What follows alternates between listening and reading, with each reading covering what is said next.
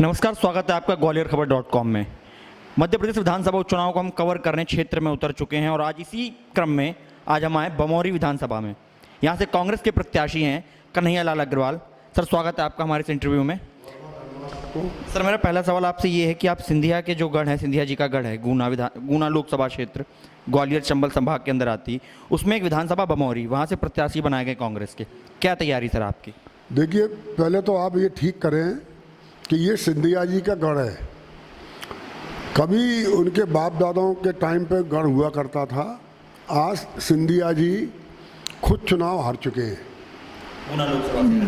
गुना लोकसभा से हारे और उसमें कुल 8 विधानसभा सीट आती हैं, जिनमें 7 विधानसभा सीट सिंधिया जी हारे थे। एक केपी सिंह जी वाली पिचौर की सीट, जो वो केपी सिंह जी अपनी खुद के दम पे जीतते हैं, वो सीट जीत पाई थी कांग्रेस और बाकी 7 सीट सिंधिया जी हारे थे। तो ये क्षेत्र सिंधिया जी का गढ़ है, ये कहना मैं उचित नहीं मानता। सर, आप आरएसएस और बीजेपी से जुड़े हुए रहे, तो ऐसी क्या वजह रही जो आपको बीजेपी और आरएसएस छोड़ के कांग्रेस में शामिल होना पड़ा? मेरे साथ भारतीय जनता पार्टी ने धोखा किया 13 में भी और 18 में भी। तो जब मुझे 18 में एश्योर करने के बाद जब मेरा टिकट काटा, मेरे कार्यकर्ता चाहते थे मैं चुनाव लड़ूं। मैंने निर्दलीय चुनाव कॉन्टेस्ट किया और मुझे करीब 30,000 वोट मिले। और आपको ध्यान हो, एग्जिट पोल में उस समय ये आया था कि बमौरी विधानसभा की सीट निर्दलीय प्रत्याशी के अग्रवाल जीत। सर, आपने कहा कि भारतीय जनता पार्टी के और जो आपके समर्थक कार्यकर्ता थे वो चाहते थे भारतीय जनता पार्टी से वो चुनाव लड़े, लेकिन इस वक्त आप कांग्रेस में आ चुके, कांग्रेस ने आपको इस सीट से प्रत्याशी बनाया है। तो क्या आपको लगता है कि जो भारतीय जनता पार्टी के समर्थक थे आपके, वो कांग्रेस पार्टी में आके आपको वोट करेंगे? देखिए, मैंने तो ये साबित किया, जब मैंने कांग्रेस ज्वाइन की थी भोपाल में, मेरे साथ गुना से 500 कार्यकर्ता कांग्रेस ज्वाइन करने गए थे।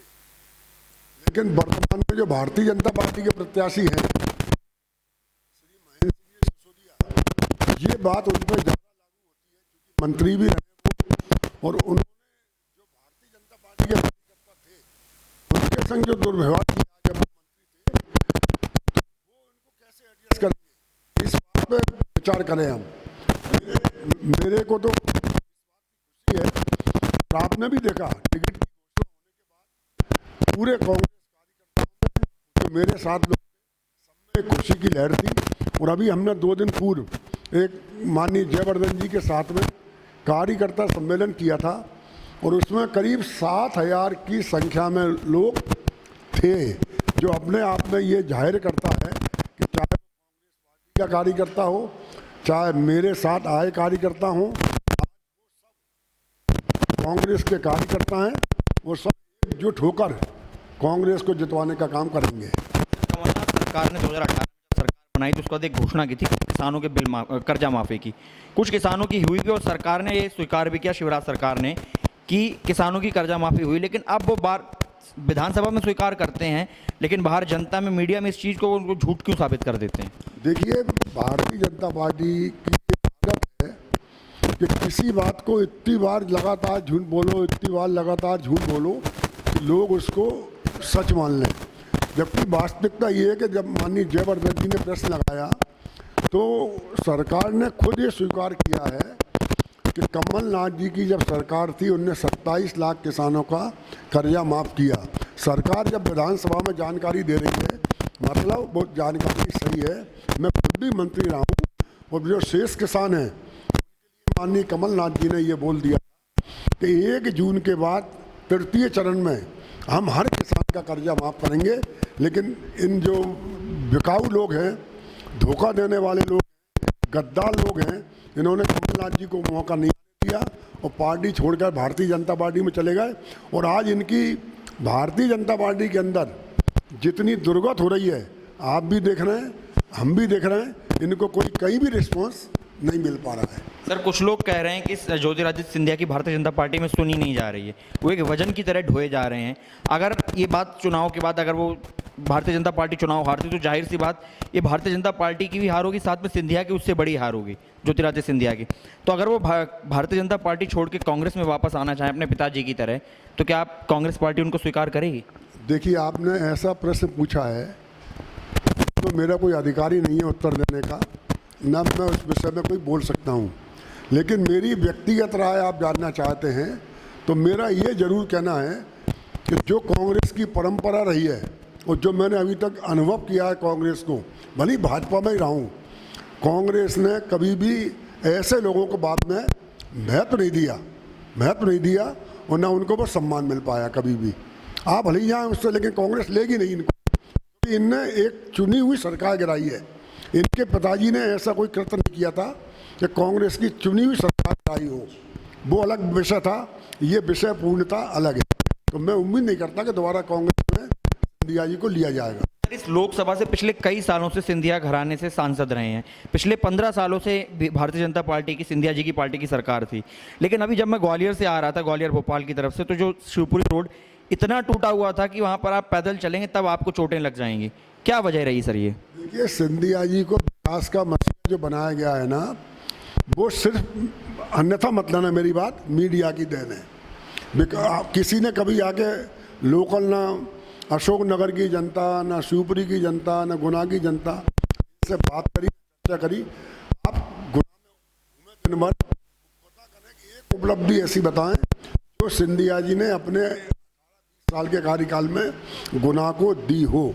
जिस तरीके से माननीय दिग्विजय सिंह जी ने, चूंकि वो जमीन के कार्यकर्ता रहे हैं, आज NFL है, गेल है, रुठिया नगर पालिका आप देखें, एक विकसित नगर पालिका में उसकी गिनती की जाती है। आप खुद जाके देखें। तो ये तो इनका एक झूठा अनावरण है कि वो विकास के मसीहा, बहुत विकास कराया, उनको विकास का कोई आइडिया ना कोई विकास कराया उनको। सर, इस बार आपके स्थानीय मुद्दे क्या रहेंगे चुनाव लड़ने के? बमौरी विधानसभा पूर्णतः ग्रामीण क्षेत्र है। वहाँ के जो लोगों की अधिकतर मांग है, अच्छी सड़कें हों, स्कूल हों, पानी की व्यवस्था हो, बिजली की व्यवस्था हो, सिंचाई की व्यवस्था हो, स्वास्थ्य की व्यवस्था, अच्छी व्यवस्था हो जाए। और मैं जब 10 साल मंत्री तब भी मैंने केवल सड़क, बिजली, पानी, स्वास्थ्य, शिक्षा, सिंचाई, इन्हीं चीज़ों पर ध्यान दिया। और मैंने मैक्सिमम कोशिश ये करी कि जैसे बमौरी आज टप्पा है, आज वहाँ काफ़ी करीब 100-150 दुकानें बन गई हैं।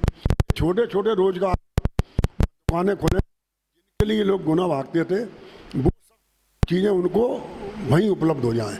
28 सीटों में से कितनी सीटें जीतेगी कांग्रेस? मुझे तो अभी वर्तमान में जो माहौल है उसमें ऐसा लगता है कि भारतीय जनता पार्टी धोखे से तो जीत सकती है, अन्यथा कांग्रेस सब पे विजय प्राप्त करेगी।